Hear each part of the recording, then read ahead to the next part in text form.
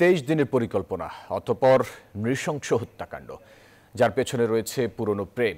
Police বলছে জগন্নাথ বিশ্ববিদ্যালয়ের শিক্ষার্থী জুবায়েদকে হত্যার পেছনে ছিলেন প্রেমিকা শবনম বর্ষা আর তার আরেক প্রেমিক মাহির রহমান। খুনের ছক কষেন দুজন মিলেই। আর এই হত্যাকাণ্ড পুরোটাই নিজের চোখে দেখেন বর্ষা। প্রাণ ভিক্ষা চাইলেও মন গলেনি তার।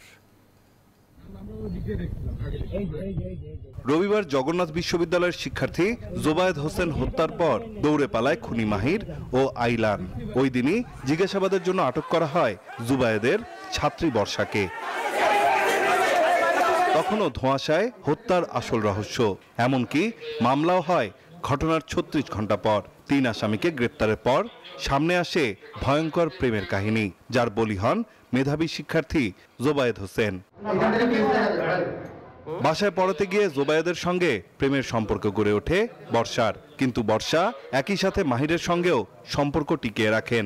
এক পর্যায়ে বর্ষা আর মাহির 23 দিন ধরে জুবায়েদকে হত্যার পরিকল্পনা করেন। বান্ডেল থাকলে প্রতি সেনমানিতে টাকা বাঁচবে। বিকাশ সেনমানি বান্ডেল কিনে জিতুন প্রতি লেনদেনে।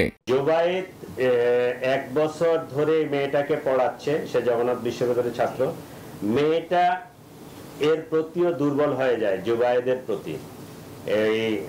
এখন তো যে মাইন্ড হচ্ছে টিল্টিং, যখন মাহিরের কাছে যায় তখন মাহিরের, যখন জুবায়েদের কাছে যায় তখন জুবায়েদের। ঠিক আছে, তো মাহিরকে সে বলছে যে জুবায়েদকে না সরাতে পারলে আমি আসলে তোমার থাকতে পারবো না।